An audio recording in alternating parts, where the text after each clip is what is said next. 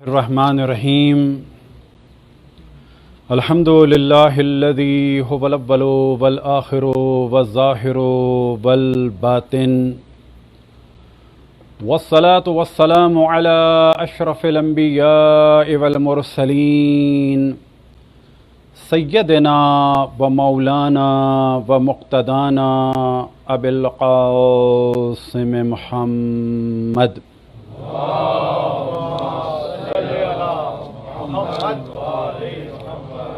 وعلى أهل بيته الطيبين الطاهرين المعصومين سيما بقية الله في الأراضين مهدي المنتظر أرواحنا وأرواح العالمين لتراب مقدمه الفداء ولعنة الله على أعدائهم ومنكري فضائلهم وغاصبي حقوقهم إلى قيام يوم الدين. وقال الله تعالى وهو أصدق القائلين بقية الله خير لكم إن كنتم مؤمنين. صلوات. اللهم صل على محمد وآل محمد. قال الإمام الحسين عليه السلام إني لم أخرج أشرا ولا بترا ولا مفسدا ولا ظالما انما خرجت لطلب اصلاح في امة جدي رسول الله اريد ان آمر بالمعروف وانهى عن المنكر واسير بسيرة جدي رسول الله وابي علي بن ابي طالب. صلوات. اللهم صل على محمد وآل محمد. یہ ایام کہ جن میں ہم اشرف الانبیاء کے قربا کی مودت کے ذریعے سے اجر رسالت کو ادا کر رہے ہیں.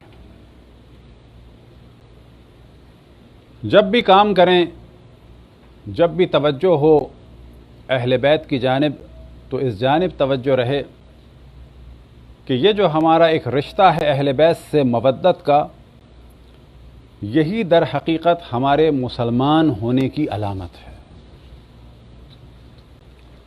اور ہمیشہ اس جانب توجہ دلاتا ہوں کہ اہل بیت سے جو ہم ہر فرد کی ایک محبت ہے الگ الگ، یہ جو ہمارا رابطہ ہے محبت کا اہل بیت سے، یہ جو رابطہ ہے یہ رابطہ رسالت کی اجرت ہے.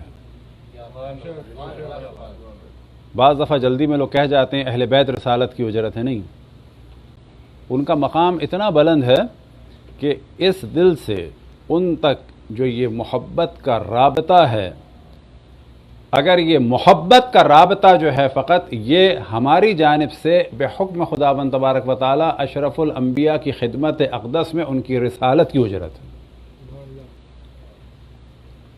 اور یہ رسالت کی اجرت کسی نے بھی نہیں مانگی. وجہ یہ ہے کہ کسی کے لیے بھی ممکن نہیں تھا کہ رسالت کی اجرت کو کوئی ادا کر سکے. اب آپ تصور کریں، کسی بھی نبی کی رسالت کی اجرت کو کوئی ادا نہیں کر سکتا، لہذا کسی نے اجرت مانگی نہیں. جو سب سے افضل نبی، جس کی رسالت سب سے افضل، وہ اجرت مانگ رہے ہیں. یعنی بڑی عجیب بات ہے کہ جن کا درجہ کم، ان کی رسالت کا مقام بھی کم، ان کی رسالت کا مقام کم، لیکن اتنا بلند ہے کہ ان کی کوئی اجرت نہیں دے سکتا. یعنی جن کی رسالت کا مقام کم، جن کا مقام اشرف الانبیاء سے کم، ان کی رسالت کی اجرت کوئی نہیں دے سکتا. اور جن کا مقام سب سے بلند، ان کی رسالت سب سے عظیم، ان کی رسالت کی اجرت مانگنے کا اللہ سبحانہ و تعالی حکم دے رہا ہے. وجہ یہ ہے کہ ان کی رسالت کی اجرت ممکن ہے، اور وہ ممکن ہے مودت اہل بیت کی وجہ سے. ان کے زمانے میں ان کی رسالت کی اجرت ممکن ہی نہیں تھی، حتیٰ کوئی ایسی ہستی نہیں تھی کہ جس سے محبت کی جائے تو ان کے زمانے میں ان کی رسالت کی اجرت ادا ہو. یہ اشرف الانبیاء کے بعد ان کے اہل بیت ہیں کہ جن کی مودت ان کی رسالت کی اجرت ہے. صلوات پڑھیں بر محمد والے محمد. اور آج کے دور میں کہ بار بار توجہ دلائی کہ جس ہستی کا نام اگر محبت سے لے لیا تو ایسا ہے یہ نام کہ ان سے لے کر مولا امیر المومنین سے لے کر اشرف الانبیاء سے لے کے حضرت آدم سے لے کے تمام ملائکہ اور خداوند تبارک و تعالی سب کی محبت کا اعلان ہو جاتا ہے اس ہستی کے نام کے ساتھ، اس ہستی کی امامت کو ماننے کے ساتھ، اور اس ہستی کا نام ہے حجت ابن الحسن العسکری المہدی۔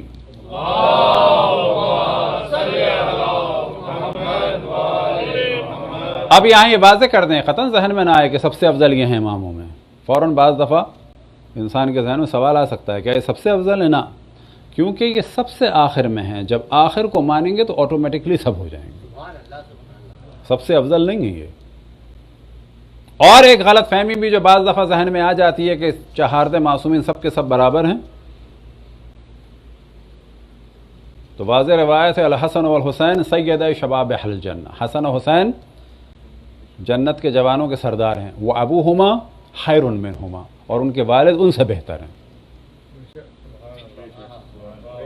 امام حسن عسکری علیہ السلام فرماتے ہیں نحنو، کہ قطعاً ان کی مراد ہے نحنو سے مولا امیر المومنین کے بعد، نحنو حجج اللہ علی الخلق، کیونکہ مولا امیر المومنین کا مقام قطعاً بلند ہے اور کف ہے۔ نحنو حجج اللہ علی الخلق، یعنی ہم اللہ سبحانہ و تعالیٰ کی حجتیں ہیں تمام مخلوقات پہ۔ وجدتنا فاطمۃ الزہرا حجت اللہ علینا، اور ہماری جدہ حضرت فاطمہ سلام اللہ علیہا اللہ کی حجتیں ہم سب پر۔ قطعاً حضرت فاطمہ سلام اللہ علیہ کا مقام بلند ہے۔ بس یہ جو کہا جاتا ہے اولنا محمد اوسطنا محمد اولنا محمد آخرنا محمد اوسطنا محمد کلنا محمد، یہ اصل میں ہے کس اعتبار سے کہ ان میں سے کسی کا بھی حکم ہو وہ حکم خداوند تبارک و تعالی ہے، وہ حکم جو زبان مطہر رسول اللہ صلی اللہ علیہ وسلم سے ہمیں اس وقت ملا اگر ہم ہوتے، اور وہ حکم جو امام جعفر صادق علیہ السلام کے دور میں ملا،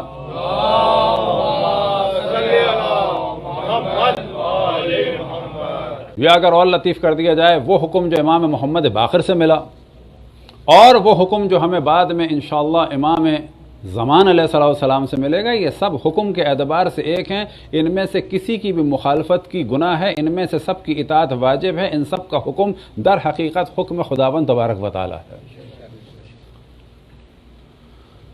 تو یہ ہم نے بیان کیا تاکہ یہ کسی کے ذہن میں نہ آئے فوراً کہ جی مولانا کہہ رہے تھے امام زمان سب سے زیادہ ہے، نا، کیونکہ وہ 12ویں ہیں تو آٹومیٹکلی ان سے پہلے 11 پر ہم نے یقین کر لیا۔ ان 12 کو ہم نے کیوں مانا ہے؟ کیونکہ وہ اشرف الانبیاء کے جانشین ہیں، جب جانشینوں کا احترام کر رہے ہیں تو آٹومیٹکلی جن کے وہ جانشین ہیں ان کا تو زیادہ ہی کر رہے ہیں، جب آخری نبی کو مان رہے ہیں تو تمام انبیاء کو مان رہے ہیں، جب انبیاء کو مانا ہے تو اس کا مطلب ہے اللہ نے بھیجا ہے تو مانا ہے۔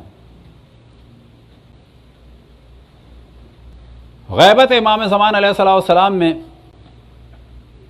جو دور آئے گا یاد رکھیں، بعض دفعہ یہ ذہن میں آتا ہے کہ سب ہی کافر ہو جائیں گے، برائیاں ہی برائیاں ہوں گی، یہ بالکل غلط فہمی ہے۔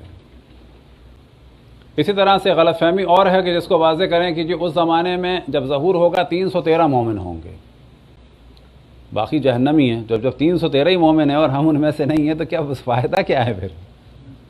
تو یاد رکھیں 313 مومن خالص سے خالص ہیں کہ جو امام کے اصحاب خاص ہوں گے، باقی ان کے علاوہ ہزاروں کا مجمع ہوگا، لاکھوں لوگ ساتھ ہوں گے، لیکن یہ جو 313 ہیں یہ اصحاب خاص ہیں۔ اب بعض دفعہ نصیحت میں کہہ دیا جاتا ہے 313 ہوتے تو ظہور ہو جاتا، یہ 313 اس دنیا کے نہیں ہیں، یاد رکھیں،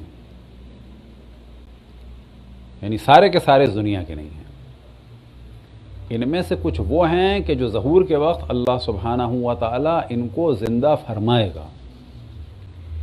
بس ظہور جب اب اس وقت امام غیبت میں ہیں، کچھ افراد پیدا ہوئے ہیں اور وہ امام کے اصحاب میں سے ہوں گے، لیکن جب ظہور کا وقت آئے گا تو کچھ افراد کو اللہ سبحانہ و تعالیٰ زندہ فرمائے گا، جن میں اصحاب کہف ہوں گے مثلا، جن میں مثال کے طور پہ جناب ابو ذر کا بھی ہے، جناب مالک اشتر کا ذکر ہے، جناب موسیٰ کی قوم کے بعض افراد ہیں. تو یہ سب بن نہیں جائیں گے، ان کو اللہ سبحانہ و تعالیٰ خاص وقت میں پیدا کرے گا. جب پیدا کرے گا معذرت ان کو دوبارہ زندہ فرمائے گا. جب زندہ فرمائے گا تو اس وقت یہ 313 مکمل ہوں گے، اور یہ علامت ہوگی اس بات کی کیونکہ ان کو اللہ نے زندہ کر دیا ہے. اب یہ زندہ اور وہ جو دنیا میں تھے یہ سب ایک فگر مکمل ہو گیا. اب امام کو ظہور کا اذن ہوگا. بس یہ ذہن میں آنا کہ جی 313 ہی مومن ہوں گے باقی سب کافر ہوں گے، ایسا نہیں ہے. 313 اصحاب خاص ہیں. کچھ وہ ہیں جو اس زمانے میں پیدا ہو کے اس مرحلے تک پہنچے ہوں گے، کچھ وہ ہیں کہ جو مر چکے ہیں اور دوبارہ زندہ ہوں گے. اب ان میں کیا ہیں؟ روایات میں نقل ہوا کہ اصحاب میں 50 خواتین بھی ہیں. یہ خواتین کا بھی مسئلہ ہے کہ جی ہم نہیں ہوں گے کہ نہیں، خواتین بھی ہوں گی. 50 اس میں خواتین ہوں گی. یہ ساری خواتین بھی کون ہوں گی؟ وہی ہوں گی؟ نہ، بعض وہ خواتین ہیں جو مر چکی ہیں، کہ جن میں صرف ایک خاتون کا ہم ذکر کریں. وہ کون ہے؟ ترجمہ کرنے میں وہی کہنا پڑے گا، بعض خواتین خوش ہو جائیں گی جن کا کام بیوٹیشن ہوگا. ایک خاتون جو ہے وہ بیوٹیشن ہے. عربی میں انہیں کہتے ہیں ماشطہ، اردو میں انڈیا وغیرہ میں مشاطہ کہتے ہیں شادی کرانے والی کو، لیکن ماشطہ ہے اصل میں، اور ماشطہ کہتے ہیں بیوٹیشن کو جو آرائش کرتی ہوں. ہمارے یہاں اس کو برا سمجھا جاتا ہے، کوئی حرام کام نہیں ہے. اگر حرام کام کے لیے تیار کر رہے ہیں کسی کو تو گناہ ہے، حلال کام کے لیے تیار کر رہے ہیں تو صحیح ہے. یہ کون ہیں؟ یہ مومن آل فرعون کی بیوی ہیں. فرعون کی رشتہ دار بھی ہیں اور اس کی بیٹی کی آرائش گر بھی ہیں. ایک دن کنگا گرتا ہے اور یہ اللہ سبحانہ و تعالیٰ کا ذکر فرماتی ہیں. بیٹی کہتی ہے میرے بابا کا نام لیا ہے. اب ان کو اس دن جو ہے وہ بالکل کھل کے بات کرتی ہیں، یعنی کیا کرتی ہیں؟ اپنے تقیہ کو ختم کرتی ہیں. یہ جو شیعوں پہ کہا جاتا ہے نا تقیہ تقیہ تقیہ یعنی منافقت، تو ہمیشہ جواب کے طور میں بتاتا ہوں، یاد رکھیں تقیہ ادھر ہے اور پورا 180 ڈگری منافقت ادھر ہے. دونوں زمین تا آسمان فرق کرتے ہیں، دونوں ایک دوسرے کے بالکل اپوزٹ ہیں. وہ کیسے؟ تقیہ کیا جاتا ہے جان کو بچانے کے لیے، منافقت کی جاتی ہے دین کو نقصان پہنچانے کے لیے. نیت ہو گئی الگ الگ کہ نہیں؟ تقیہ میں ایمان کو چھپایا جاتا ہے، کفر کو ظاہر کیا جاتا ہے. منافقت میں کفر کو چھپایا جاتا ہے، ایمان کا جھوٹا اظہار ہوتا ہے. یہ ایک چیز نہیں ہے یہ جو ہمارے بعض لوگ اعتراض کرتے ہیں، لوگ ہمارے خاموش ہیں. تقیہ یعنی جان کو. اچھا تقیہ کی کیا مثال ہے؟ تقیہ کی یہی مثال ہے مومن آل فرعون. مومن آل فرعون کو معاذ اللہ معاذ اللہ معاذ اللہ کیا کہیں گے؟ منافق کہیں گے. آپ کے خیال میں فرعون کے دربار میں رہنا آسان تھا؟ وہاں پردہ ہوتا تھا؟ فرعون کا احترام نہیں کرنا پڑتا تھا؟ جو فرعون کے دربار میں ہو رہا ہے سب آپ کو برداشت کرنا ہے. حضرت آسیہ کیا تھی؟ مومن آل فرعون کیا تھے؟ یہ جناب سائنہ، ان کا نام تھا سائنہ ماشطہ. یہ کیا تھی؟ اصحاب کہف کیا تھے؟ حضرت موسیٰ کیا تھے؟ حضرت ہارون کیا تھے؟ خود حضرت ابراہیم کی کیا زندگی تھی؟ ہمیشہ سے بہت شکن تھے، کہ خاموش زندگی نہیں گزاری تھی انہوں نے. یہ تقیہ ہے. ہاں وہ لوگ جو اسلام میں داخل ہوئے اور جنہوں نے کہا کہ اے محمد ہم آپ پر ایمان لائے لیکن دل میں کفر تھا، وہ تھے منافق. یہ نہیں تھے منافق معاذ اللہ. تو جناب سائنہ سے کنگا گرا، انہوں نے اللہ سبحانہ و تعالیٰ کا ذکر کیا. بیٹی نے سوال کیا کہ ہمارے بابا کا ذکر کیا ہے آپ نے؟ تو انہوں نے کہا کہ نہ، تمہارے باپ کا بھی جو خدا اس کا ذکر کیا ہے. یعنی ابھی وقت آ گیا تھا، ایک دن انہوں نے کھول دیا. نتیجہ کیا ہوا کہ باپ سے شکایت ہوئی. اس وقت بھی ایک طرح سے بس یہ جب ہوتا ہے جو ہو جانے دو. ان کے 7 بچے تھے. کہا گیا کہ ابھی بھی سچ بتاؤ، انکار کرو. آگ جلائی گئی اور اس میں ایک ایک کر کے بچوں کو ڈالا گیا. آخر میں ایک بالکل بے زبان بچہ تھا جو بات نہیں کر سکتا تھا. اس کو ڈالنے کی باری آئی جو ان کی گود میں تھا، جناب سائنہ کی. تو ان کا دل آیا اب میں ہٹ جاؤں پیچھے. تو بچے نے کہا کہ ماں میری فکر نہ کریں، اللہ پہ توکل کریں. اور ماں سمجھ گئی کہ یہ جو گفتگو کر رہا ہے یہ اس کی گفتگو نہیں ہے، اس کا مطلب ہے اللہ اس پر راضی ہے. ان کو بھی جلایا گیا. ان کی راکھ کو جو ہے وہ دریا میں اور مختلف علاقوں میں پھیلا دیا. معراج کی روایات میں سے ایک روایت ہے، جب رسول اللہ صلی اللہ علیہ وسلم وہاں سے گزرے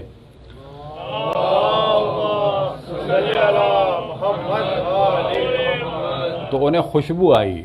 تو انہوں نے پوچھا کیسی خوشبو ہے؟ جناب جبرائیل نے بتایا کہ یہ خوشبو ہے اس جگہ کی کہ جہاں پر سائنہ کی اور اس کے بچوں کی یہ راکھ ہے. تو یہ پیدا ہوں گی نہیں، یہ دوبارہ زندہ ہوں گی، اصحاب امام زمان میں سے ہوں گی. تو یہ بات کلیئر کر لیں، 313 اگر مرد ہیں تو 50 خواتین ہیں. یہ ڈسکشن ہوتا ہے کہ 313 میں 50 ہیں یا 313 + 50 ہیں. اگلا موضوع، یہ 313 اس زمانے کے پیدا ہو کے ہوں گے؟ نہ، یہ 313 کچھ اس زمانے کے ہیں، کچھ پہلے کے پلٹائے جائیں گے. عورتوں کا بھی، خواتین کا بھی یہی ہے، مردوں کا بھی یہی ہے. باقی جو اس کے بعد لوگ ہوں گے وہ ان کے پرچم میں داخل ہوں گے، ان کے ساتھ ہوں گے. اور جیسا کہ میں توجہ دلائی کہ جو بڑی تعداد ہے اس کے لیے واضح روایات میں ہے کہ فارس کے، اہل فارس ہیں، شیعہ سنی دونوں میں ہے، یہ عراق کے ہیں، خصوصاً کوفے کے ہیں، یمن کے ہیں، اور بعض علاقوں کا کل ہم نے ذکر کیا تھا کہ ساری دنیا سے ہوں گے لیکن ان علاقوں سے خاص ہوں گے. ان علاقوں سے خاص ہونے سے مراد یہ ہے کہ تحریک کی جو ایک طرح سے سربراہی ہوگی، جو بڑے بڑے اہم لوگ ہوں گے وہ اس علاقے سے ہوں گے، جس طرح سے کہ اکثر انبیاء مڈل ایسٹ سے ہیں. لیکن یہ ذہن میں رکھیں کہ جو خالص ہو جائے، نہ شجرے کا معاملہ ہے نہ کسی اور چیز کا معاملہ ہے. بعض دفعہ بعض لوگوں کو نشہ ہوتا ہے شجروں کا. اگر ہماری نسبت خاندان رسالت سے ہے، یہ ایک ہماری اختیار کی چیز نہیں ہے، یہ اللہ نے ہمیں دی ہے. اب اگر ان کے مطابق بنتے ہیں تو یہ اختیار کی چیز ہے. بس فرض کریں کہ اللہ نے یہ ہمیں عزت دے دی، ہم ان کے مطابق نہیں ہیں، تو کون سی بات ہو گئی؟ اور ایک آدمی اس خاندان سے نہ ہو اور ان کے مطابق ہو جائے تو ہمارے لیے شرم کی بات ہے کہ نہیں ہے؟ تو خصوصاً لڑکے ذہن میں رکھیں، خواتین بھی ذہن میں رکھیں کہ دشمن خدا، دشمن اہل بیت وہ دیندار ہوں اور اہل بیت کے چاہنے والے جو ہیں وہ سست ہوں. واقعاً ایک شرم کی بات ہے کہ خدا ہمیں بھی توفیق دے، ہم اوپر سے یہاں بیٹھیں تو اس کے معنی یہ نہیں ہے کہ پرفیکٹ ہیں. ہم سب کو اللہ توفیق دے کہ جن سے محبت کرتے ہیں ان کی ایک جھلک نظر آئے. اس دعا کی قبولیت کے لیے بر محمد والے محمد صلوات.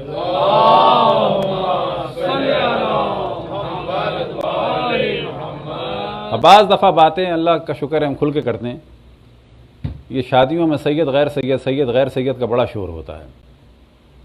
فرض کریں کہ سید کا رشتہ آیا ہے جو شرط یہ لگا رہا ہے کہ جی پردہ اتارنا ہوگا. ہم سے بعض لوگوں نے کہا کہ ہم شیعہ ہیں، سید ہیں، نجیب الطرفین ہیں، ہمارا بیٹا جو ہے وہ چاہتا ہے کہ سیدانی ہو لیکن پردہ نہ کرتی. تو ہم نے کہا کہ اس کی شرط یہ ہے کہ شہزادی سیدانی ہو، یزیدی صفت. لیکن وہ کہتا ہے اب تک کرتی ہے تو کوئی بات نہیں، یعنی اب تک گناہ کر رہی ہے تو کوئی بات نہیں. اب تک اگر حسین کی راہ پہ چل رہی ہے کوئی بات نہیں، بعد میں میری راہ پہ چلے، یزید کی راہ پہ چلے. ایسے لڑکے سے بہتر مطمئن ہو جائیں کہ وہ لڑکا ہے کہ جو غیر سید فیملی کا ہو، کہ جو ہماری بیٹی کو، نواسی نواسوں کو دیندار بنائے. ایسی سیدانی نجیب الطرفین کہ جو ہمارے لڑکے کو اور پوتوں کو اور پوتیوں کو بگاڑ دے، اس سے بہتر وہ غیر سید لڑکی ہے کہ جو ہمارے بیٹے کو بھی دیندار بنائے اور ہماری نسلوں کو بھی دیندار بنائے. اس کے اوپر کوئی کمپرومائز نہیں ہے. سید ہے تو اس کی شان بھی سید ہونی چاہیے، فقط کارڈ پہ لکھا ہوا نہ ہو. اور اس کے لیے سب ایک دوسرے کے لیے دعا کریں کہ یہ اللہ نے دیا ہے، باقی کام جو ہے وہ ہمارا ہے۔ اب کیونکہ اللہ نے دیا ہے تو پھر حساب بھی زیادہ ہے، اللہ نے جب دیا ہے تو حساب بھی زیادہ ہے۔ پر اصل چیز یاد رکھیں کہ اصل چیز شجرے نہیں ہیں، اصل چیز ہے اہل بیت سے محبت اور پکا تعلق۔ بنو امیہ پہ لعنت زیارت عاشور میں بھی، لعن اللہ بنو امیہ قاطبۃ۔ اب یہاں ڈسکشن آتا ہے، لیکن اس میں جو نیک ہوگا نکل جائے گا آٹومیٹکلی۔ مثال کے طور پہ ان الانسان لفی خسر، تمام انسان کیا ہیں؟ خسارے میں۔ اس کے بعد کیا آتا ہے؟ الا الذین آمنوا، تو جو ایمان لائے، وتواصوا بالحق وتواصوا بالصبر۔ آپ کو تعجب ہوگا، اسی مروان کی نسل سے ایک فرد ہیں جو امام محمد باقر کے کیا ہیں؟ اصحاب میں سے ہیں۔ ان کا لقب امام نے کیا رکھا ہے؟ سعد۔ سعد یعنی نیک، معذرت، ان کا نام سعد ہے، لقب امام کی جانب سے کیا ہے؟ خیر، یعنی امام ان کو لقب دے رہے ہیں کہ یہ پورا کا پورا خیر ہے کون؟ عبد الملک ابن مروان کی نسل سے ہے، کا بیٹا ہے یا پوتا ہے۔ امام محمد باقر کے خاص صحابی ہیں۔ فقط اتنا نہیں ہے کہ امام نے ان کو خیر کہا ہے۔ ایک دن وہ رو رہے ہیں، امام نے پوچھا کیوں رو رہے ہو؟ تو وہ فرماتے ہیں کہ میں کیوں نہ رہوں، میں اس خاندان سے ہوں جسے قرآن میں شجرہ ملونہ کہا گیا ہے۔ اب امام نے کیا کہا؟ امام نے فرمایا انت اموی، بات تو صحیح ہے، تم ہو تو بنو امیہ کے، لیکن انت اموی منا اہل البیت۔ یہ جو جناب سلمان کے لیے جملہ ہے منا اہل البیت، اینن یہی جملہ امام محمد باقر علیہ الصلوۃ والسلام نے جناب سعد الخیر کے لیے فرمایا ہے کہ جو کون ہے؟ مروان کی نسل سے ہے، لیکن ایسا عاشق ہے، ایسا قریب ہے امام محمد باقر علیہ السلام کے، وہ فرماتے ہیں کہ تم نسلاً ہو لیکن ہو ہم اہل بیت میں سے۔ تو نسلاً ہم یاد رکھیں کچھ بھی ہو سکتے ہیں۔ یہ جو بعض دفعہ بعض لوگ کہتے ہیں کہ جی ہم کیا کریں، ہمارا تو خاندان اچھا نہیں ہے، ہم کیا کریں جی ہمارے ماں باپ اچھے نہیں، کیا کسی کے ماں باپ یزید سے برے ہیں؟ یہ سب بہانے ہوتے ہیں۔ یزید کا بیٹا جو تھا کیا تھا؟ اس نے تخت و تاج چھوڑ دیا۔ ٹھک سے لوگوں کے ذہن میں آتا ہے کہ نہیں اس کی تو ماں بھی اچھی تھی۔ وہ ماں کون تھی؟ وہ ہند۔ غلط فہمی ہے، وہ ہند کا بیٹا نہیں تھا، اس کی ماں بھی خبیث تھی۔ اور جب انہوں نے تخت و تاج چھوڑا ہے معاویہ صغیر نے کہ میرے دادا نے غلط کیا، میرے باپ نے غلط کیا، اور اس وقت دنیا کی بڑی حکومت اس حکومت چھوڑ دی، اور اس چھوڑنے کی وجہ سے اس کی جان بھی خطرے میں پڑی، بعض جگہ بیان ہوا دم بھی نہیں نکلا تھا تو زمین میں دفنا دیا، اور ان کے ہٹنے کے بعد یہ مروان پاور میں آیا۔ یہ جو آل ابو سفیان سے حکومت نکل کے آل مروان کے پاس گئی، اب حکومت کس نے کی؟ معاویہ نے کی، معاویہ کے بعد یزید نے کی، یزید کے بعد یہ 6 مہینے کس نے کی؟ یزید کے بیٹے معاویہ صغیر نے کی۔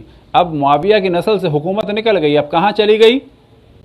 اب مروان کے پاس آ گئی۔ اب یہ جو پوری بنو امیہ ہے یہاں کے بعد سے ہو گئی آل مروان۔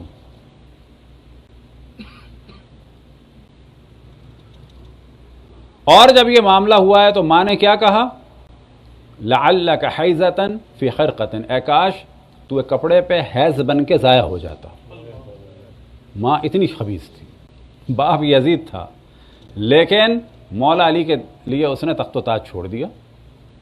واضح اس نے کہا کہ مولا علی حق پر ہیں، میرے دادا نے غلط کیا، امام حسن امام حسین حق پہ تھے، میرے دادا نے میرے باپ نے غلط کیا، ظلم کیا، اپنی جان بھی دے دی، تخت و تاج بھی دے دیا۔ کس کی نسل سے؟ معاویہ کی نسل سے۔ تو یہ ذہن میں رکھیں کہ کسی کے ماں باپ بھی یزید کی بیوی جیسے نہیں ہیں، اور یہ بھی ذہن میں رکھیں کسی بھی قوم قبیلے کا ہو، کسی بھی قوم قبیلے کا ہو، کسی بھی قوم قبیلے کا ہو، یہ ہم لوگ خاندانوں کو زیادہ دیکھتے ہیں۔ ہاں اگر خاندان میں برائی ہو رہی ہے ضرور دیکھنا چاہیے، لیکن فرض یہ کریں کہ کسی بھی ایک حتیٰ ناچنے گانے والے خاندان کا کوئی ہو، لڑکا مومن ہے، لڑکی مومن ہے، تو پھر اس کے خاندان کے اوپر اتنا نہ جائیں، کیونکہ آل مروان سے بھی منا اہل البیت نکل سکتا ہے۔ نہ یہ دیکھیں کہ جی اچھے خاندان کا ہے تو شرابی لڑکا بھی چلے گا، جی ہے سید جعفری آبدی۔ نہ یہ دیکھیں کہ جی ان کی خاندان اچھا نہیں تھا، کیونکہ ہمارے یہاں خاندان عام طور پہ چلتے ہیں اس کی بنیاد پہ، جی تیلی ہے نائی ہے، تیلی نائی کوئی خاندان نہیں ہوتا، یہ تو ایک نوکریاں ہوتی ہیں۔ سابقہ دور میں یہ تھا نانا کا وہ باپ کا کولو ہے، تو جب باپ کا کولو ہے تو کرنا کیا ہے، سرسوں اٹھا کے ڈالنی ہے، دوسرا کاروبار مشکل تھا، تیلی ہو گئے، کوئی نائی ہو گیا، کوئی قصائی ہو گیا، یہ خاندان نہیں ہے، یاد رکھیں۔ یہ اقتصادی کیٹیگریز بنائی ہیں کہ جو انڈیا میں بڑی غالب ہو گئی ہیں، یہ اقتصادی کیٹیگریز ہیں، اس کے اوپر واقعاً اتنا نہیں سینس وہ ہونا چاہیے، لیکن ہاں گھروں میں ایک کلچر کا فاصلہ ہوتا ہے، تو وہ تو ایک سید تو دوسرے سید گھرانے میں بھی کلچر کا فرق ہوتا ہے، ایک میں الگ لینگویج ہے، ایک میں الگ لینگویج ہے، ایک میں ہنسی مذاق کا الگ معیار ہے، ایک میں لڑائی جھگڑے زیادہ ہیں، ایک میں کم ہے۔ کیا ہم ہر سید کو لڑکی دے سکتے ہیں؟ کیا ہر سید سے شادی کر سکتے ہیں؟ نا، وہ جو ایک مینٹل لیول ہے، جو خاندانوں میں فرق ہے، وہ سادات میں بھی ہوتا ہے، تو وہ ایک بالکل الگ موضوع ہے۔ لیکن کسی کو مال کی بنیاد پر پورے خاندان کو جو ہے نیچ سمجھنا، یہ بالکل تعلیمات اہل بیت کے خلاف ہے۔ یہی وجہ ہے کہ امام زمان علیہ الصلوۃ والسلام کے دو اصحاب خاص کون ہیں؟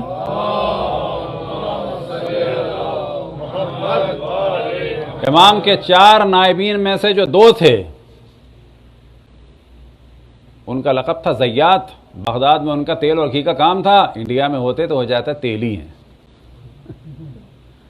پوری دنیا سے، خصوصاً ایران سے، عراق سے تیل کی اور گھی کی مشقوں میں خمس آتا تھا، یہ دکان میں بیٹھ کے وہیں سے ساری دنیا میں ادھر سے ادھر مال کا رد و بدل کر رہے ہوتے تھے، تیل کی دکان تھی۔ اللہ کا شکر ہے وہ تیل کی دکان جو ہے وہ دہلی میں نہیں تھی، وہ انڈیا میں نہیں تھی، ورنہ ان سے دین بھی ہم نہ لیتے، کہتے ذات کے تیلی ہیں، ٹھاکر سے لے لیں گے، نواب صاحب سے لے لیں گے، تیلی سے نہیں لیں گے۔ تو کاروباری جو کیٹیگریز ہیں اس کے اوپر کبھی نہیں جانا چاہیے۔ اصل چیز ہے گناہوں سے بچنا، خدا، رسول اور ائمہ علیہم السلام کی محبت، اور خصوصاً اہل بیت علیہم السلام کی اطاعت۔ صلوات پڑھیں پر محمد والے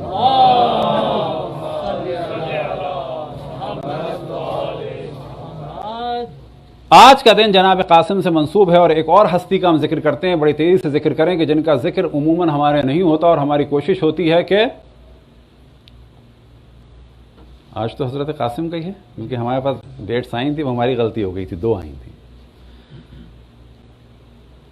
امام حسن علیہ السلام کی نسل سے، بلکہ آپ کو دوسرے طریقے سے بتائیں، کربلا کے ناموں میں سے ایک نام کیا ہے؟ وہ بھی اچھا ہے کلیئر کریں، بعض کو شوق لگتا ہے کہ یہ کیسے ہو سکتا ہے۔ اس وقت عراق کا ایک صوبہ، عراق کا ایک شہر ہے، کیا نام ہے اس کا؟ موصل۔ موصل جو ہے وہ کس صوبے میں ہے؟ نینوا میں۔ اب جب کسی کو خبروں میں یہ پتہ چلتا ہے کہ موصل جو ہے وہ وہاں کے نینوا صوبے میں ہے، پھر جب وہ مصائب سنتا ہے، کربلا کے ناموں میں سے ایک نام کیا ہے؟ نینوا، تو کہتا ہے یہ تو روایت صحیح نہیں ہو سکتی۔ تو اس کا جواب یہ ہے کہ ایک لندن شہر آپ کے کہاں پر ہے؟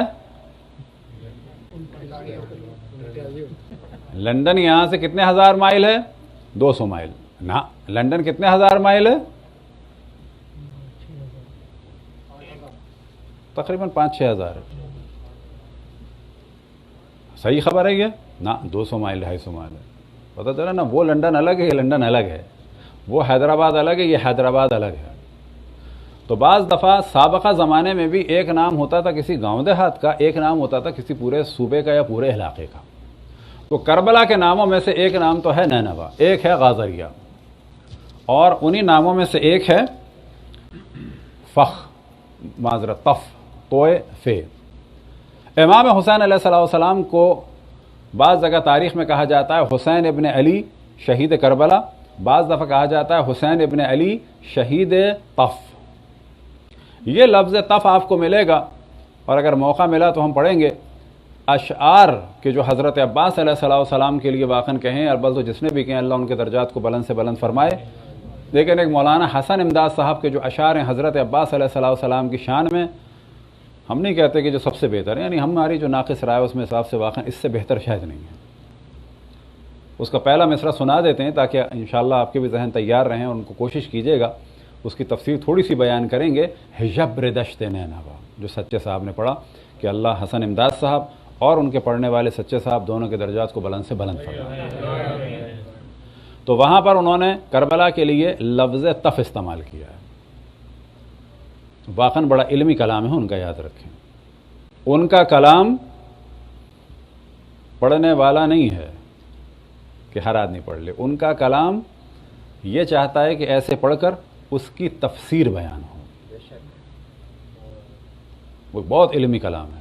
اس میں کربلا کے انہوں نے لفظ تف استعمال کیا. یہ کسی کو موقع ملا جا کے دیکھیے. تو کربلا کے ناموں میں سے ایک ہے تف. حسین ابن علی شہید و تف. ایک اور تاریخ میں ہے حسین ابن علی شہید الفخ. یہ توئے فے ہیں, وہ فے خے ہیں. شہید الفخ یہ ہیں حسین ابن علی ابن ابی طالب. وہ ہیں حسین ابن علی بن حسن بن حسن بن حسن بن ابی طالب. یعنی امام حسن کے ایک بیٹے تھے. امام حسن کون؟ یعنی امام حسن مجتبی. ان کے ایک بیٹے تھے حسن مثنی. ان کے ایک بیٹے تھے حسن مثلث. ابھی عربوں میں طریقہ ہوتا تھا کہ جب باپ کا نام بیٹے کا نام ایک جیسا ہو یا پوتا ہو تو ان دونوں کو پہچانوانے کے لیے پہلے والے کو صرف حسن کہہ دیا, دوسرے والے کو حسن مثلا مثنی کہہ دیا. سیکنڈ اکبر اصغر ہو جاتا ہے جیسے سینئر جونیئر. مثنی اور مثلث ہو جاتا ہے جیسے کہا جائے کہ جی فرسٹ حسن, سیکنڈ حسن, تھرڈ حسن. امام حسن ہو گئے حسن مجتبی. ان کے بیٹے تھے حسن مثنی. ان کے بیٹے تھے حسن مثلث. ان کے بیٹے تھے علی. علی کے ایک بیٹے تھے حسین. یہ تھے امام موسیٰ کاظم علیہ السلام کے دور میں. انہوں نے قیام فرمایا تھا ہادی عباسی لعنت اللہ علیہ کے دور میں. اب شجرے کے اعتبار سے یہ کون ہیں سارے بنو عباس؟ یہ سب کے سب سادات ہاشمی ہیں, یاد رکھیں. شک ہے یہ حضرت عباس ابن عبد المطلب کی نسل سے ہیں. مولا امیر المومنین رسول اللہ علیہ الصلاۃ والسلام کے سگے چچا عباس کی نسل سے ہیں. عبداللہ ابن عباس کی نسل سے ہیں جو صحابی مولا امیر المومنین. لیکن جب پاور کا مسئلہ آتا ہے نا تو اچھوں کے دماغ ٹھیک ہو جاتے ہیں. نعرہ تھا ان لوگوں کا رضا من آل محمد. آل محمد کی خوشنودی کے لیے کھڑے ہوئے تھے. بنو امیہ سے انتقام لیں گے, بنو امیہ کو کچل کے رکھ دیں گے, اہل بیت کو حق دلوا کے رہیں گے. لیکن جیسے ہی بیٹھے ضیاء صاحب کی طرح کرسی پہ کہ جی 90 دن میں الیکشن کراؤں گا, وہ جب تک بم نہیں پھٹا. وہ زمانے میں پریزیڈنٹ صاحب تھے, کیا نام تھا ان کا, غلام اسحاق خان. انہوں نے فرمایا کہ وہ پھٹ گیا, وہ جہاز پھٹ گیا. جب تک وہ نہیں ہوا وہ نہیں اترے. کیوں کہ جب پاور میں انسان آتا ہے, یاد رکھیں کہیں کی بھی, تو اس کو لگتا ہے مجھ سے بہتر اس جگہ کا کوئی نہیں ہے. اور اگر کسی کو اس میں شک ہو تو وہ دعا تو قطعاً نہ کرے کہ اللہ اس کے شک کو دور کرے, کیونکہ پاور میں اگر آ گیا تو واقعاً اس کو احساس ہوگا بات تو یہی ہے. پاور چیز ہی ایسے ہی ہے. اہل بیت کے لیے آئے تھے, لیکن بنو امیہ سے زیادہ ظلم کس نے کیا؟ بنو عباس نے. بنو عباس سب کے سب سادات ہاشمی تھے, تفضیلی بھی تھے, مولا علی کے چاہنے والے تھے. وجہ کیا تھی کہ جی ہاں مولا علی افضل ہیں. ہاں افضل ہیں, لیکن ان کی اولاد کو نہیں چھوڑیں گے. تو ہادی عباسی کے دور میں ان لوگوں کو 8 ذی الحجہ کو حج کے ایام میں قتل کیا گیا مکے میں.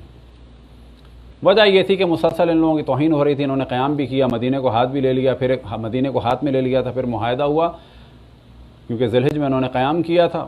ذی قعدہ کے آخر میں مدینہ پورا ہاتھ میں آ گیا تھا, لوگ جمع ہونا شروع ہو گئے تھے. لیکن اس کے بعد بھی ایک معاہدہ ہوا کہ حج پہ آئیں گے بغیر اسلحے کے. اسی دوران ان کو مارا گیا, اور مارنے کے بعد 100 سے زیادہ سر مدینے میں لا کے رکھی اور امام موسیٰ کاظم علیہ السلام کو سروں کے درمیان سے گزارا گیا تھا. اور امام موسیٰ کاظم علیہ السلام نے فرمایا تھا واللہ مزا مسلما قواما صواما آمرا بالمعروف ناہیا عن المنکر وما کان فی اہل بیتہ مثلہ. خدا کی قسم یہ مسلمان دنیا سے گئے، راتوں کو نمازیں پڑھنے والے تھے، دنوں کو روزہ رکھنے والے تھے، امر بالمعروف کرنے والے تھے، نہیں علی المنکر کرنے والے تھے، اور اس جیسا ان کے اہل بیت میں کوئی نہیں تھا. کس جیسا؟ حسین ابن علی شہید فخر جیسے کے لیے امام فرماتے ہیں کہ ان جیسا وما کان فی اہل بیتہ مثلہ. اب اہل بیت سے کیا مراد ہے؟ اس وقت ان کے خاندان میں یا نسل امام حسن میں. اسی مقتل کے لیے امام محمد تقی علیہ السلام نے فرمایا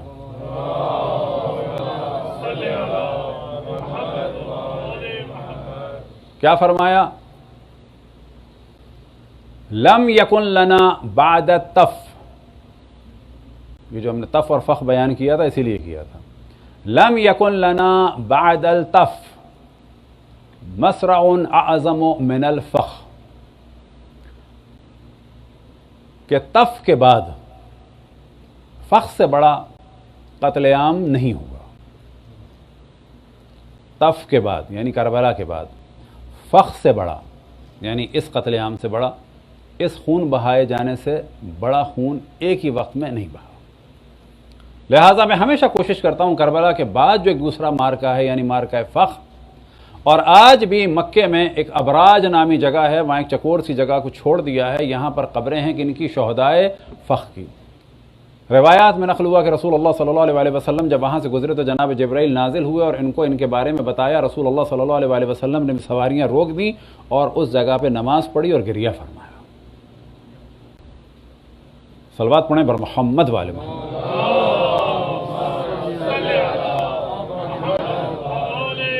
امام حسن علیہ السلام کے جو فرزندوں میں سے شہادت کربلا میں ہوئی، ایک جناب حضرت قاسم کی اور خصوصاً ایک جناب حضرت عبداللہ کی. پہلے جناب حضرت عبداللہ کی شہادت کی جانب توجہ دلائیں کہ جس وقت امام حسین علیہ السلام زخمی ہو چکے، ابھی اسب باوفا پہ سوار ہیں، زخمی ہو چکے ہیں، تیر لگ چکے ہیں، اور اب زمین پر تشریف لا چکے ہیں. زمین پہ جسم مطہر ان کا گرا ہے اور اب مقتل میں بیان ہوا ہے کچھ دیر کے لیے سنبھل کے بیٹھے ہیں. لیکن یہ جو ان کا بیٹھنا ہے یہ وہ بیٹھنا ہے کہ بالکل اب وہ ختم ہونے والے ہیں، خون بہہ چکا ہے. مقاتل میں نقل ہوا کہ ہر جانب سے لوگوں نے گھیرا ہوا ہے، ابھی بس سر کاٹنا رہ گیا ہے. ابھی کہا جا رہا ہے کہ سر کاٹ دو، کسی کی ہمت نہیں ہو رہی آگے بڑھنے کی. اب بظاہر امام حسین کے پاس کچھ بھی نہیں ہے، نہ تلوار ہے نہ کچھ، ابھی گر کے ابھی سنبھلے ہیں.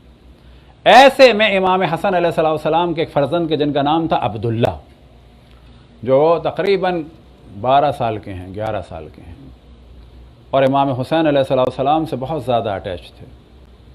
جناب زینب، جناب ام کلثوم اور بیویوں نے روکنا چاہا، لیکن ایک بچہ امام حسین کے خیمے سے دوڑتا ہوا نکلا اور امام حسین کے پاس پہنچ گیا.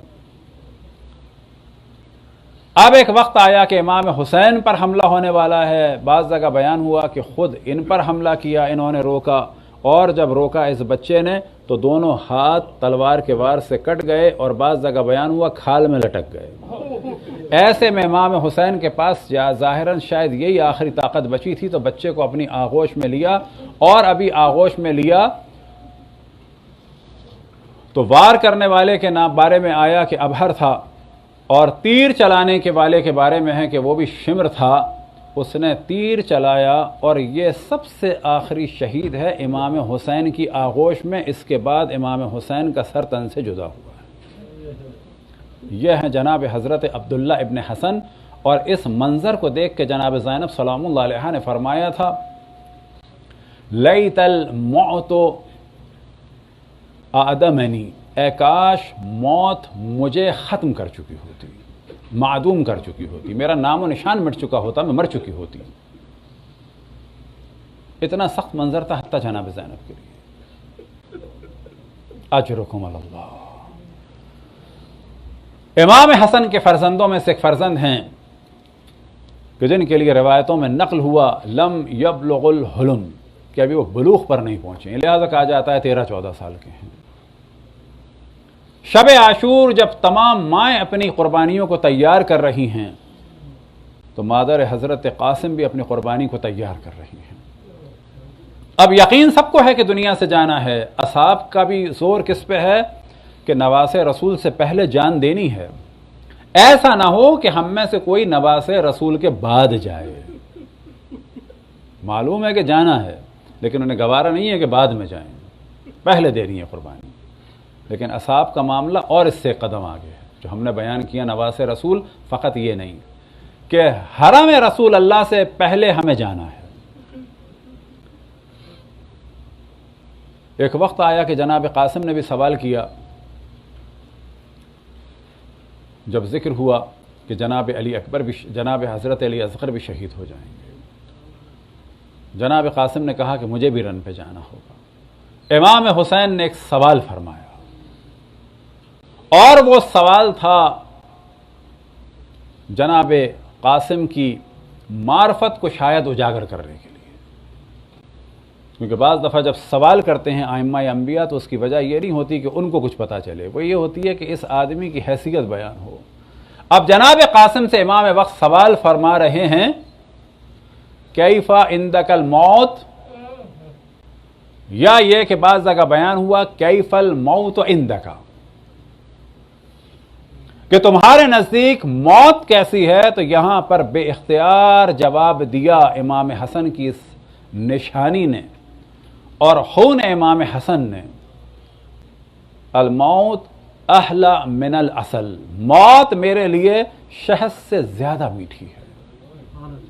معرفت کا یہ عالم ہے کہ جانتے ہیں اس کم عمری میں کہ امام وقت کے لیے قربان ہونا شہد سے زیادہ میٹھا ہے، اور کمال کی بات ہے یہ نہیں کہا کہ موت میرے نزدیک شہد جیسی ہے، بلکہ فرماتے ہیں احلی من العسل، اس سے زیادہ شیرین ہے۔ اجرکم اللہ، یہ وہ جملہ تھا کہ جناب قاسم نے تمام شہدائے کربلا کے سامنے کہا، اور یہی وہ جملہ ہے کہ آج تمام دنیا میں جناب قاسم کا ذکر ہوتا ہے، کیونکہ وہاں پر سب اپنے آپ کو قربان کرنے کے لیے بے چین تھے، اور ان میں سے ایک معرفت کا جملہ، گو کہ سب نے ایک ایک کچھ نہ کچھ معرفت کے جملے کہے۔ مثال کے طور پہ بعض اصحاب نے کہا کہ ہمیں قتل کر دیا جائے، پھر زندہ کیا جائے، پھر قتل کر دیا جائے، ایسا 1000 دفعہ بھی ہو تو ہم آپ پر قربان ہوں گے۔ لیکن جناب قاسم کی معرفت کا جملہ کیا تھا؟ امام وقت کی نصرت کے لیے کیا فرماتے ہیں؟ امام وقت کی بارگاہ اقدس میں قربان ہونے کے لیے فرماتے ہیں الموت احلی من العسل، موت میرے لیے شہد سے زیادہ شیرین ہے۔ دشمن کی فوج میں ایک فرد بھی تھا کہ جو بعد میں روایات میں نقل ہوا کہ اس نے وار نہیں کیا، کہیں کہیں اہل بیت کا دفاع کیا، اور یہی دفاع سبب بنا کہ بعد میں وہ امام زین العابدین اور امام محمد باقر کے چاہنے والوں میں سے ہو گیا، اور ان کا نام تھا حمید ابن مسلم یا حمید ابن مسلم۔ حمید نے عصر عاشور بھی جب شمر نے کہا کہ خیموں کو آگ لگا دو، تو اس وقت بھی کہا کہ اب حسین تو قتل ہو گئے، اہل حرم کے گھروں کو کیوں، خیموں کو کیوں آگ لگاتے ہو؟ تو شاید یہی دفاع سبب بنا کہ صراط مستقیم مل گئی۔ جب جناب قاسم خیمے سے نکلے تو یہی حمید بن مسلم یا حمید ابن مسلم کہتے ہیں کہ ایک وقت آیا کہ میں نے دیکھا کہ حسین کے خیمے سے شقۃ القمر، کہ چاند کا ایک ٹکڑا، اور بعض جگہ بیان ہوا آدھا چاند نکلا۔ اب یہ آدھا چاند سے کیا مراد ہے؟ تو کیونکہ جناب قاسم جوان تھے، 13 سال میں جسم جسامت تو بڑی ہو ہی جاتی ہے، عموماً قد نارمل، جسم نارمل ہو ہی جاتا ہے، لیکن چہرے سے کم سے نہیں دکھتی ہے۔ تو بعض مقاتل میں بیان ہوا کہ امام حسین نے خود تیار کیا، اور پھر ان کا تحت الحنک یعنی یہاں سے ایک کپڑا نکالا امامے سے اور ان کے چہرے کو ڈھک دیا، تاکہ دیکھنے والے ان کو بچہ سمجھ کے اور زیادہ کہیں جری نہ ہو جائیں۔ لیکن جناب قاسم جب میدان میں گئے ہیں تو دیکھنے والے سمجھ تو گئے تھے کہ یہ ایک نوجوان ہے. ایک وقت آیا کہ نقاب ہٹ بھی گیا تھا، لیکن سب یہ کہہ رہے تھے کہ علی کی جنگ یاد آ گئی. بعض مقاتل میں بیان ہوا کہ جب یزید کے پاس پہنچا ہے عمر سعد، اور بعض جگہ بیان ہوا کہ شمر، اور اس نے پوچھا کہ اتنا وقت کیوں لگا، تو اس نے جب شہداء کا ذکر کیا اور شجاعت کا ذکر کیا، کیونکہ وہاں کے بڑی تعداد میں لوگ مارے گئے تھے، اس نے سوال کیا کہ کیا وجہ تھی، تو بقول بعض مقاتل کے پہلا نام جو لیا اس نے اپنے عذر کو پیش کرنے کے لیے کہ یہ جنگ آسان جنگ نہیں تھی، جو پہلا نام لیا جناب قاسم کا لیا. اور مراد یہ تھی کہ میں بچے سے شروع کرتا ہوں تاکہ پتہ چلے کہ جب اس نے یہ کیا ہوگا تو انہوں نے کیا کیا ہوگا. وہ امام حسن کے فرزند تھے کہ جن کی شجاعت جنگ جمل اور صفین و نہروان میں بھی نظر آتی ہے. امام حسن میں وہی شجاعت تھی جو مولا امیر المومنین میں شجاعت تھی، اور آج جناب قاسم میں وہی شجاعت نظر آتی ہے کہ جو خیبر و خندق اور جمل و نہروان و صفین کی نظر آتی تھی. امام حسن میں وہی شجاعت نظر آتی ہے مولا امیر المومنین کی، اور امام حسن کی قسمیں وہی شجاعت نظر آتی ہے آج کربلا میں جناب قاسم کی. اجرکم اللہ. ایک وقت آیا کہ جناب قاسم خیمے سے نکلے. حمید بن مسلم کہتے ہیں کہ اس طرح سے جوان نکلا جیسے کہ آدھا چاند نکل رہا ہے. اجرکم اللہ. وہ کہتے ہیں کہ بعض جگہ بیان ہوا مرہ اور بعض جگہ بیان ہوا نفیل. اس نے کہا جب یہ مارکا دیکھا کہ یہ نوجوان کس طرح سے بڑھ بڑھ کے حملے کر رہا ہے، یہ نوجوان کس طرح سے اپنا دفاع کر رہا ہے، یہ نوجوان لوگوں پہ وار کرتا چلا جا رہا ہے، تو اب اسے ایک جذبہ آیا کہ میں ایک شجاعت کا جلوہ دکھاؤں. اور حمید ابن مسلم سے کہا کہ میری عربوں کی مجھ پر لعنت ہو اگر اس کی ماں کے سینے پہ اس کا غم نہ پہنچا دوں. جس پہ حمید بن مسلم نے کہا کہ اتنے لوگوں نے اس بچے کو گھیرا ہوا ہے، تمہارے جانے کی کیا ضرورت ہے، لیکن وہ وہاں سے نکلا. اور ایک وقت آیا کہ حمید بن مسلم کہتے ہیں کہ میں ابھی تک نہیں بھولا کہ اس بچے کے جوتے کا تسمہ ٹوٹ گیا تھا، اور وہ ذرا سا جھکا اس تسمے کو صحیح کرنے کے لیے تو اس نے وار کیا. سر پہ ایک وار ہوا کہ جو اس کے سر کو شکافتہ کرتا ہوا جس میں اثر میں سر میں داخل ہوا، اور یہاں رن میں ایک ندا گونجی، السلام علیکہ یا اماں، سلام ہو آپ میرے امام وقت ہے میرے چچا.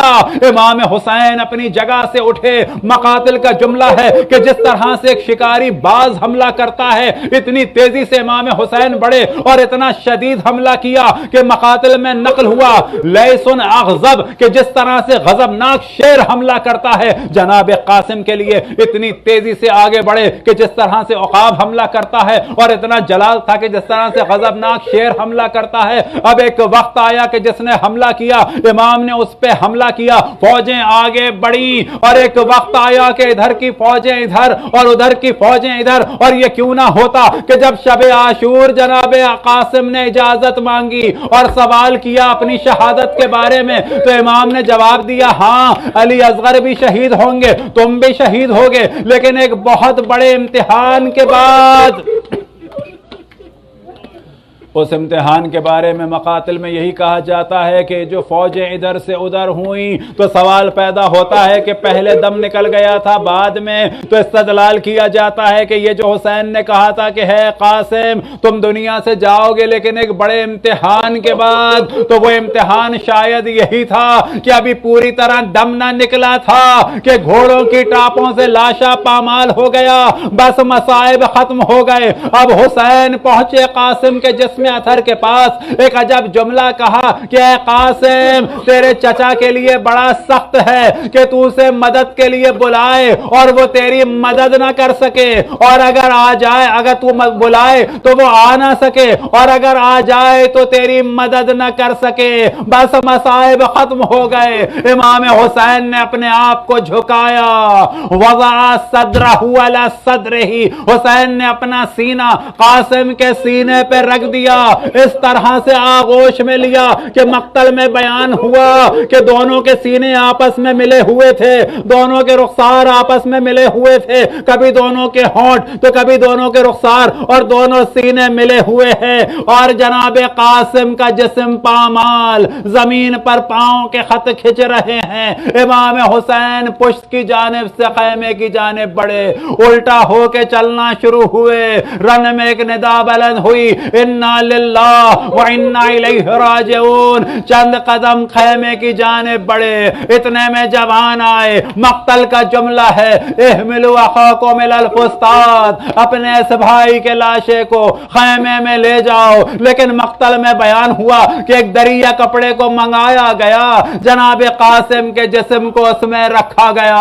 बस मसाइब खत्म हो गए। अब जो निगाह पड़ी होगी ज़ैनब की, बस मसाइब खत्म हो गए। जनाब इमाम हसन के पास एक दिन जनाब ज़ैनब आई तो बयान हुआ रिवायात में कि आपने फरमाया इस तश्त को छुपा दो, क्योंकि इसमें मेरे जिस्म के कुछ टुकड़े हैं, कहीं ज़ैनब पे निगाह ना पड़ जाए। या इमाम हसन, आपको यह गवारा न था कि आपके जिगर के टुकड़ों पे, कि जो आपके जिस्म के हिस्से हैं, तश्त में निगाह ना पड़े। लेकिन आज करबला के मैदान में ज़ैनब के सामने आपका जिगर अली, आपका जिगर कासिम, उसका जनाजा पामाल हो गया, टुकड़े टुकड़े हो गया।